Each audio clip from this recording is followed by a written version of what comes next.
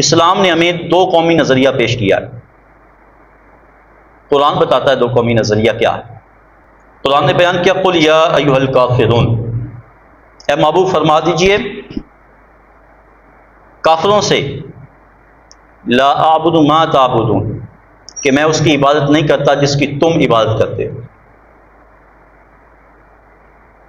ولا انتم عابدون ما اعبد، اور نہ تم اس کی عبادت کرتے ہو جس کی میں عبادت کرتا ہوں. فرمایا ولا انا عابد ما عبدتم، نہ میں اس کی پوجوں گا جس کو تم پوجتے ہو اور نہ تم اس کو پوجو گے جس کو میں پوجتا ہوں. لکم دینکم ولی دین، فرمایا تمہارے لیے تمہارا دین ہے، میرے لیے میرا دین. یہ نظریہ دو نظریے ہیں، تمہارے لیے تمہارا دین، میرے لیے میرا دین. پتہ چلا کہ ہندو مذہب اور اسلام مذہب کبھی بھی برابر نہیں ہو سکے. قرآن نے فیصلہ دے دیا، دو قومی نظریہ قرآن نے پیش کر دیا. جب کریم آقا علیہ الصلوۃ والسلام کی بارگاہ میں قریش کے کچھ لوگ حاضر ہوئے اور آ کر کہا کہ آپ ہمارے معبودوں کی عبادت کریں، ہم آپ کے معبودوں کی عبادت کریں گے، یا پھر ایسا کر لیں کہ ایک سال آپ ہمارے معبودوں کی عبادت کریں اور ایک سال ہم آپ کے معبود کی عبادت کریں گے. یہاں تک کہہ دیا کہ اتنا نہیں کر سکتے تو ہمارے معبودوں کو ہاتھ لگا دیں، ہم آپ کے معبودوں کو مان لیں گے. تو اللہ رب العالمین نے ارشاد فرما دیا قل یا ایھا الکافرون، اے محبوب فرما دیں اے کافرو. میرے محبوب علیہ الصلوۃ والسلام حرم میں تشریف لائے جہاں پہ قریش کے یہ لوگ بیٹھے ہوئے تھے. اللہ نے یہ سورہ مبارکہ نازل فرمائی، فرمایا محبوب ان سے فرما دیجئے اے کافرو، جس کی میں عبادت کرتا ہوں تم اس کی نہیں کرتے، اور جس کی تم عبادت کرتے ہو میں اس کی کبھی عبادت نہیں کروں گا. میرا خالق، سب کا خالق اللہ رب العالمین ہے جو ہر جگہ موجود ہے. ہم میں سے نا بہت سارے لوگ کفریہ کلمہ بھی کہہ دیتے ہیں. مثال کے طور پر بعض لوگ کہتے ہیں اوپر اللہ نیچے ہم، یہ کلمہ کفریہ ہے. اللہ اوپر نہیں ہے، اللہ ہر جگہ موجود ہے. ہم تو بچوں سے پوچھتے ہیں نا کہ اللہ کی طرح، تو بچے اوپر اشارہ کرتے ہیں اللہ اوپر ہے. تو بچوں کو یہ سکھایا جائے کہ اللہ اوپر نہیں، اللہ کو مقید نہیں کیا جا سکتا، بلکہ جب سوال کیا جائے اللہ کی طرح تو کیا جواب دینا ہے؟ اللہ ہر جگہ موجود ہے. تو میرا خالق تو وہ ہے جو ساری کائنات کو تخلیق کرنے والا، جو ہر جگہ موجود ہے. اور تمہارے معبودوں کی میں عبادت کیوں کروں؟ فرمایا کہ میں تمہارے معبودوں کی عبادت نہیں کروں گا، میں تو اپنے رب کی عبادت کروں گا. قرآن پاک میں ایک اور دو قومی نظریے کے متعلق آیا کریمہ اشارہ کرتی ہے. فرمایا یا ایھا الذین آمنوا ادخلوا فی السلم کافہ، اے ایمان والو اسلام میں پورے کے پورے داخل ہو جاؤ. بڑے صغیر میں اکٹھے رہتے ہوئے اسلام میں پورے کا پورا داخل ہونا مشکل تھا. قرآن نے کہا کہ اسلام میں پورے پورے داخل ہو جاؤ. جب اہل کتاب میں سے حضرت عبداللہ بن سلام اور ان کے اصحاب اسلام لے آئے، ایمان لے آئے، حضور علیہ الصلوۃ والسلام کا کلمہ پڑھا، ایمان لے آئے، اور ایمان لانے کے بعد دین مسیح میں ہفتے کے روز شکار کرنا منع کیا گیا تھا اور اونٹ کا گوشت منع کیا گیا تھا. تو یہ ایمان لانے کے بعد بھی نہ اونٹ کا گوشت کھاتے، نہ ہفتے کے دن شکار کرتے. یہ جانتے تھے کہ اسلام میں یہ مباح ہے، تو منع نہیں کیا گیا، زور نہیں دیا گیا. تو ہم اونٹ کا گوشت نہیں کھائیں گے، اس پہ بھی عمل ہو جائے گا، اور دین مسیح پہ بھی عمل ہو جائے گا. شکار نہیں کریں گے تو ادھر بھی عمل ہو جائے گا، ادھر بھی عمل ہو جائے گا. لیکن اللہ رب العالمین نے قرآن پاک کی آیت کریمہ نازل فرمائی، فرمایا یا ایھا الذین آمنوا ادخلوا فی السلم کافہ، اے ایمان والو اسلام میں پورے کے پورے داخل ہو جاؤ. ایسا نہ کرو کہ وہ بھی اپنائے رکھو یہ بھی اپنائے رکھو. دین اسلام آنے کے بعد، قرآن نازل ہونے کے بعد، رسول اللہ کی رسالت کا اعلان کرنے کے بعد دین مسیح منسوخ ہو چکا. اب اس پہ عمل نہیں کیا جائے گا. عمل کس پہ کیا جائے گا؟ قرآن پہ، اسلام پہ، اللہ کے رسول کے احکامات پہ، اور اللہ تعالیٰ نے جو احکامات قرآن میں بیان کیے ہیں اس پہ عمل کیا جائے گا. یہود و نصارہ کی مشابہت کو بھی اختیار نہیں کیا جائے.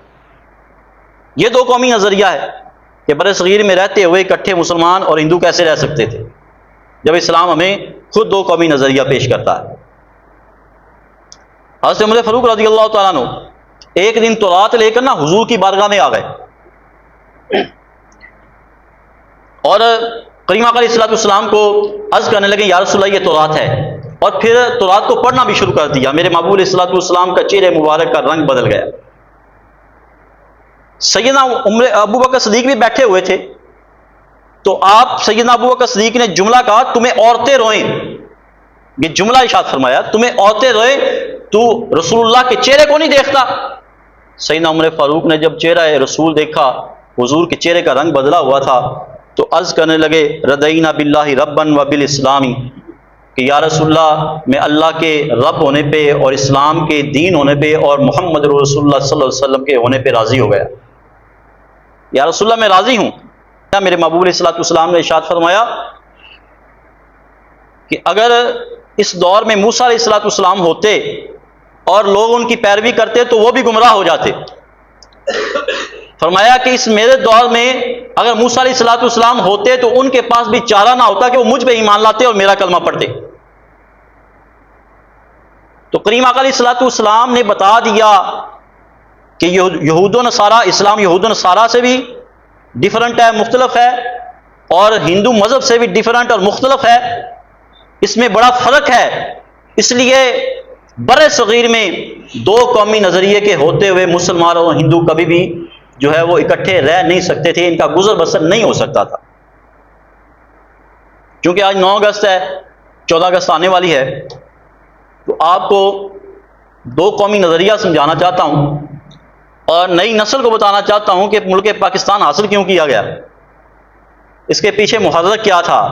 بھائی محرک یہی تھا، دو قومی نظریہ کہ اسلام کا نظریہ الگ ہے اور دوسرے مذاہب کا نظریہ الگ ہے، اور مسلمان کبھی بھی دوسرے مذاہب کے ساتھ مل کر ایک نظریے کے تحت نہیں رہ سکتے، کیونکہ ان کے شعار ہی الگ ہیں۔ اب دیکھیں کہ کریم آقا علیہ الصلوۃ والسلام نے یہاں تک فرق فرمایا کہ جب آپ مکے سے مدینے گئے تو وہاں پہ دیکھا کہ یہود و نصارہ جو تھے وہ یوم عاشوراء کا روزہ رکھتے تھے۔ تو پوچھا گیا تم روزہ کیوں رکھتے ہو؟ تو انہوں نے کہا کہ اس دن موسیٰ علیہ السلام کو اور بنی اسرائیل کو اللہ نے فرعون کے عذاب سے نجات عطا فرمائی، تو ہم شکرانے کے طور پر روزہ رکھتے ہیں۔ تو حضور علیہ الصلوۃ والسلام نے ارشاد فرمایا کہ موسیٰ علیہ الصلوۃ والسلام سے تعلق تو ہمارا بھی زیادہ ہے، ہم بھی روزہ رکھیں گے، لیکن حضور نے فرمایا کہ یہود و نصارہ کی مشابہت اختیار نہ کرنا، وہ ایک روزہ رکھتے ہیں، ہم آئندہ انشاءاللہ اگلے سال 9 محرم اور 10 محرم کا اکٹھا روزہ رکھیں گے تاکہ مشابہت نہ رہے۔ لیکن وہ اگلے سال آنے سے پہلے حضور علیہ الصلوۃ والسلام دنیا سے پردہ فرما گئے، لیکن حضور پیغام دے گئے کہ اس عمل کو اختیار نہ کرنا جو تمہیں یہود و نصارہ سے مشابہت پیدا کرے، اس عمل کو اختیار نہ کیا جائے۔ تو آپ دیکھیں گے حضور نے یہاں پہ بھی دو قومی نظریہ پیش کیا ہے کہ ان کا نظریہ اور ہے، ان کا طرز زندگی اور ہے، اور ان کے ساتھ مشابہت بھی اختیار نہیں کرنی چاہیے، اور ایک مومن کا طرز زندگی اور ہے، اور اس کا طرز زندگی اسلام اور قرآن ہے۔ کریم آقا علیہ الصلوۃ والسلام جب طائف کی وادی میں گئے، طائف ایک بڑی خوبصورت وادی ہے جہاں پہ بڑے بڑے سرداروں نے بڑی بڑی کوٹھیاں، بڑے بڑے بنگلے بنائے ہوئے تھے، اور وہاں پہ زرخیز زمین تھی اور ارد گرد بڑے خوبصورت پہاڑ تھے۔ تو کریم آقا علیہ الصلوۃ والسلام تبلیغ کے لیے طائف کی وادی میں گئے، جو بڑے معزز گردانے جاتے تھے ان کے گھروں میں گئے، اسلام پیش کیا، اللہ کا پیغام پہنچایا، لا الہ الا اللہ محمد رسول اللہ کلمہ پیش کیا کہ اس کو پڑھ لو، دنیا میں بھی کامیاب ہو جاؤ گے، جب میدان معاشر میں جاؤ گے اللہ آخرت میں بھی کامیابی عطا فرمائے۔ لیکن ان کی ذہنوں میں بات سمائی نہیں۔ 3 بڑے قبائل تھے، 3 بڑے سردار تھے، حضور ان کے پاس بھی گئے، اسلام کی دعوت لے کے گئے، حضور نے ان کو جا کر سمجھایا کہ اسلام دین حق ہے، جن کے سامنے جھکتے ہو شرک ہے، یہ تو نہ تمہیں پیدا کر سکتے ہیں، نہ تمہارا بھلا کر سکتے ہیں، نہ تمہیں نقصان پہنچا سکتے ہیں، تمہیں پیدا کرنے والا وہ اللہ ہے، تمہیں فائدے دینے والا وہ اللہ ہے، تمہیں نعمتیں عطا کرنے والا وہ اللہ ہے، تم اس رب پہ ایمان لے آؤ۔ لیکن ان کے ذہن میں بات نہ سما سکی، انہوں نے کریم آقا علیہ الصلوۃ والسلام کا مذاق اڑایا، حضور کی نبوت کا مذاق اڑایا، حضور پہ جو قرآن اتری اس کا مذاق اڑایا، حضور نے جو قیامت کا تذکرہ کیا اس کا مذاق اڑایا۔ صرف یہی نہیں تھا بلکہ اوباش لڑکے جو تھے وہ حضور کے پیچھے لگا دیے، ان میں سے کوئی تالیاں لگاتا، کوئی سیٹیاں بجاتا، کوئی حضور کو دیوانہ کہتا، کوئی حضور علیہ الصلوۃ والسلام کو اذیت والے الفاظ کہہ کر پکارتا، کریم آقا علیہ الصلوۃ والسلام پہ طنز کیا جاتا۔ حضور چلے اور جا رہے تھے تو رستے میں 2 لائنوں میں لوگ کھڑے، پتھر لیے کھڑے تھے اور حضور پہ برسانے شروع کر دیے۔ کریم آقا علیہ الصلوۃ والسلام سر سے لے کر پاؤں تک لہو سے بھر گئے، اتنا خون بہا، حضور کی پنڈلیاں، حضور کے جو گھٹنے تھے وہ زخمی ہو گئے، اور اتنا خون نکلا کہ پاؤں تک پہنچا، اور پاؤں سے نالین مبارک تک پہنچا، اور پاؤں اور نالین آپس میں چپکنے لگے، اتنا خون بہا۔ ادھر سے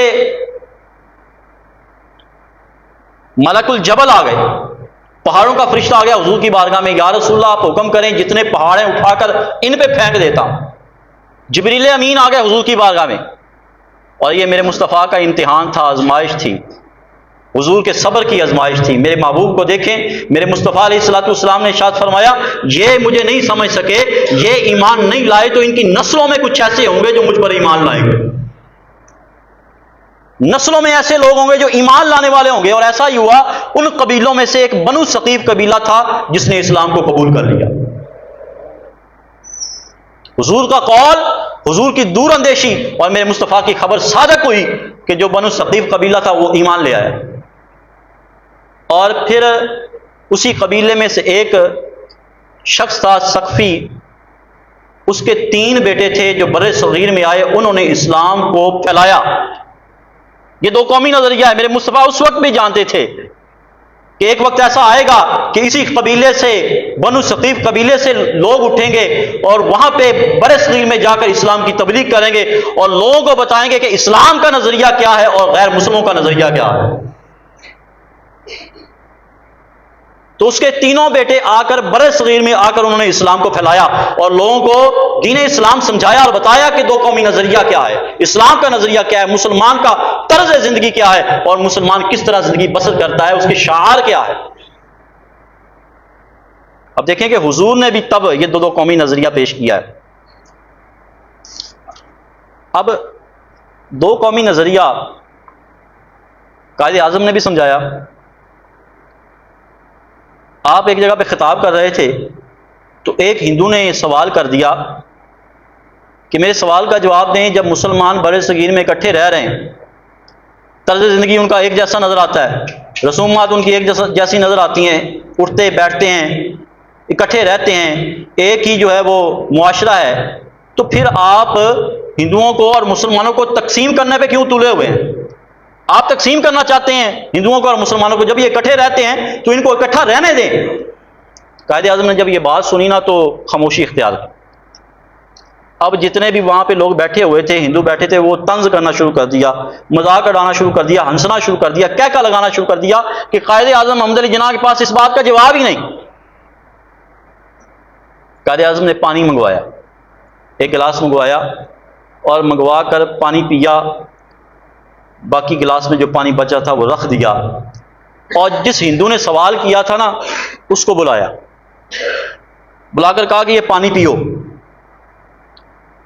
تو اس نے کہا میں کسی مسلے کا جھوٹا نہیں پیوں گا۔ پھر ایک ترکی سے شخص آیا تھا جو مسلمان تھا، اس کو بلایا اور اسے کہا تم پانی پیو، اس نے پانی پی لیا۔ اب قائد اعظم نے ان کو جواب دیا کہ ہمارا علاقہ ایک ہے، ہمارا جغرافیہ ایک ہے، ہم اکٹھے رہتے ہیں، لیکن ایک ہندو آیا اور اس نے میرا جھوٹا پینے سے انکار کر دیا، اور ایک ایسا شخص جس کا علاقہ بھی اور ہے، رقبہ بھی اور ہے، اس کا طرز زندگی بھی اور ہے، اس کی رسومات بھی اور ہیں، لیکن ایک دین کی بنیاد پر کہ وہ میرا دینی بھائی ہے، اس نے میرا جھوٹا پی لیا۔ مجھے بتاؤ کہ مسلمان اور ہندو کیسے اکٹھے رہ سکتے ہیں؟ مسلمان تو دنیا میں جہاں کہیں بھی ہوگا وہ آپس میں بھائی بھائی ہے، پیار کرے گا، محبت کرے گا اور دین کی بنیاد پر وہ اکٹھے رہیں گے، لیکن یہاں پہ ایک علاقے پہ اکٹھے ہوتے ہوئے بھی جب ہمارا مذہب ہی ایک نہیں ہے تو پھر ہم اکٹھے کیسے رہ سکتے؟ اسلام اور ہے، ہندو مت اور ہے۔ آپ نے یہ سمجھایا۔ 2 قومی نظریہ کی تصویر مکہ سے مدینہ کی ہجرت بھی ہے۔ جب مسلمانوں نے مکے سے مدینہ ہجرت کی کیوں کی تھی؟ کہ وہاں پہ زندگی تنگ کر دی مشرقین نے مسلمانوں کی، تو اللہ کے رسول نے حکم دیا کہ مدینہ کی طرف ہجرت کرو، اور ایسا ہی ہوا، مسلمانوں نے وہاں سے ادھر کی طرف پاکستان کی طرف جب ہجرت کی تو ایک خون کا میدان برپا کیا گیا تھا، خون کا میدان۔ وہاں سے ٹرینیں آتی تھیں، ایک ٹرین چلی جس میں 1000 آدمی سوار تھا، اور جب یہاں پہ پہنچے تو صرف 8 افراد زندہ تھے، صرف 8 افراد۔ یہ ہجرت کا منظر ہے۔ اور لندن ڈیلی میل کے نمائندے کیا انہوں نے اپنی آنکھوں دیکھا حال بیان کیا۔ وہ کہتے ہیں کہ محکمہ دفاع کی وہاں سے ایک ٹرین چلی اور 459 لاشیں اس میں موجود تھیں، 459 لاشیں۔ سکھوں نے حملہ کیا، ہندوؤں نے حملہ کیا، جو بھی پاس آتا، عورتوں کو نہ دیکھا، بچوں کو نہ دیکھا، یہاں تک کہ جو پاکستان میں پہلی عید آئی نا تو وہاں سے ایک ٹرین آئی، لاہور آ کے رکی ریلوے اسٹیشن پر، اور اس کی ایک بوگی کھولی گئی تو اس بوگی میں بچوں کے کاٹے ہوئے سر موجود تھے، عورتوں کی کاٹی ہوئی چھاتیوں کے ڈھیر موجود تھے، اور اس بوگی کے باہر لکھا ہوا تھا یہ پاکستان کے لیے عید کا تحفہ ہے۔ اب دیکھیں ہمارے بزرگوں نے، اسلاف نے کتنی قربانیاں دی ہیں۔ یہ پیغام اور میسج یہ دینا چاہتا ہوں کہ یہ قربانیاں اس لیے نہیں دیں کہ تم نے جا کر وہاں پہ جھوٹ بولنا ہے، تم نے جا کر ایسا ملک قائم کرنا جہاں پہ رشوت کا بازار گرم ہوگا، جہاں پہ دھوکہ دیا جائے گا، جہاں پہ جو ہے وہ دوسروں کے حق کھائے جائیں گے، جہاں پہ دوسروں کی عزتوں کو پامال کیا جائے گا، جہاں پر جو ہے دوسروں کو لوٹا جائے گا۔ ہم کہتے ہیں کہ ہمارے حکمران اچھے نہیں ہیں، میں کہتا ہوں کہ حضور اسلام کا فرمان ہے کہ جیسی قوم ہوتی ہے ویسے ہی حکمران آ جایا کرتے ہیں۔ اگر ہم بس حصے سے قوم ہی اچھے نہیں ہیں تو ہمیں حکمران کیسے اچھے مل سکتے ہیں؟ اپنی گرمانوں میں جھانکے نا، کہاں تک ہم نے اس ملک کے جو حاصل کرنے کا مقصد تھا لا الہ الا اللہ محمد رسول اللہ کا مطلب اللہ کے احکامات، اللہ کے دین کا نفاذ ہے، تو ہم نے کتنی کوشش کی ہے کہ اللہ کے دین کے کو جو نا وہ یہاں پہ نافذ کیا جا سکے، کتنے اپنے کردار کو درست کرنے کی کوشش کی ہے۔ جب تک ہم اپنے کردار کو درست نہیں نہ کریں گے، بازاروں میں جھوٹ بولیں گے، مسلمانوں کو دھوکہ دیں گے اور دوسروں کا حق کھائیں گے، دوسروں پہ ظلم و ستم کریں گے، تو مجھے بتائیں یہ معاشرہ کب درست ہو سکتا ہے؟ کبھی بھی درست نہیں ہو سکتا، اور اس کو ویسے حکمران کبھی بھی نہیں مل سکتے جیسے حضرت عمر فاروق جیسے حکمران تھے۔ اگر آپ چاہتے ہیں کہ آپ کو اچھے حکمران ملیں، ہم حکمرانوں کو دوش دیتے ہیں لیکن خود کو دوش نہیں دیتے۔ اگر ہم پاکستان کے بننے کے مقصد کو سمجھ جائیں نا کہ اس کا مقصد کیا تھا، تو پھر ہمیں پتہ چلے گا کہ ہم نے اس پہ عمل ہی نہیں کیا۔ جب ہم نے عمل ہی نہیں کیا تو ہمیں حکمران کیسے اچھے ملیں گے؟ ہمارا ملک ترقی کیسے کرے گا؟ ہمارا ملک اسلام کا مرکز کیسے بنے گا؟ اور بھائی جب تک آپ کوشش نہیں کریں گے اپنے کردار کو درست کرنے کی، ہمارا ملک ترقی نہیں کر سکتا، ہمارا ملک کا معاشرہ صحیح نہیں ہو سکتا، ہمیں اچھے حکمران نہیں مل سکتے۔ ہم کیا کرتے ہیں؟ 14 اگست آتی ہے تو سلنسر نکال لیتے ہیں، ہلر گلا کرتے ہیں، ٹھیک ہے، ڈانس کرتے ہیں، گانے چلاتے ہیں، پتہ نہیں کیا کیا ہمارے عمل ہوتے ہیں جس کا اسلام سے دور دور تک تعلق نہیں ہوتا۔ بتائیں ہے کوئی تعلق اس چیز کا؟ کریم آقا علیہ الصلوۃ والسلام نے جب مکہ فتح کیا تھا نا تو حضور علیہ الصلوۃ والسلام نے 2 رکعت چاشت کی بجائے 8 رکعت چاشت ادا فرمائی تھی۔ ہم کیا کرتے ہیں کہ موٹر سائیکلوں سے سلنسر نکال کر جی انہوں نے بڑا کمال کر دیا، پاکستان آزاد ہو گیا ہے تو یہ ہم نے جو نا وہ بہت بڑا کام کیا ہے، اس دن پاکستان آزاد ہوا تھا تو یہ دنیا کو ہم دکھا رہے ہیں، میسج دے رہے ہیں۔ پٹاخے چلا کر، پسٹل سے گولیاں چلا کر، فائرنگ کر کے یہ میسج دیتے ہیں آج پاکستان آزاد ہوا تھا۔ بھائی اگر ساری قوم شکرانے کے طور پر اللہ کی بارگاہ میں سجدے میں گر جائے اور 2 رکعت نفل ہی ادا کر لے تو مجھے بتائیں اللہ کی کتنی رحمتیں اور کرم نوازیاں اس قوم پہ ہو جائیں۔ حضور نے میسج دیا فتح مکہ ہوا تو حضور نے سجدہ کیا ہے، بھئی آج سجدہ کرو، اللہ کا شکر ادا کرو، رب نے تمہیں اتنا جو ہے وہ پیارا ملک عطا کیا ہے۔ مجھے بتائیں اگر یہ تمہیں ملک نہ ملتا، اگر پاکستان نہ ملتا تو زندگی کیسے گزار رہے ہوتے؟ مذہب و تہواروں پہ پابندیاں لگائی جاتی۔ آج دیکھا نا کہ بابری مسجد پہ کروڑوں مسلمان وہاں پہ موجود ہیں لیکن اس کو کوئی روک نہیں سکا۔ وہاں پہ کتنی مساجد ایسی ہیں جس کو مندروں میں تبدیل کیا جا چکا، جن کو ویران کیا جا چکا۔ وہاں پہ بڑی عید پہ گائے کو ذبح کرنا چاہتے ہیں، لوگ ذبح ہو جاتے ہیں لیکن گائے کو ذبح نہیں کرنے دیا جاتا۔ آج آپ یہاں پہ سارا کچھ کرتے ہیں۔ ملک نعمت ہے کہ نہیں ہے؟ تو اس پہ اللہ کا شکر ادا کریں، اللہ کا شکر ادا کریں کہ یا اللہ تیرا شکر ہے تو نے ہمیں ایک آزاد ملک دیا ہے، اور اس میں زندگی ایسے ہم گزاریں کہ ہم اس کے مقاصد کو حاصل کر سکیں۔ کیسے حاصل کریں گے؟ اللہ اور اس کے رسول کے احکامات پہ عمل کرتے ہوئے، اور جس مقصد کے لیے ملک کو بنایا گیا اس مقصد کو جو ہے عمل کرتے ہوئے ہم زندگی گزاریں گے، تو ہمارا انشاءاللہ ایک دن ایسا وقت آئے گا، یہ جیسا وطن ہے اس جیسا وطن دنیا میں نہیں ہوگا انشاءاللہ۔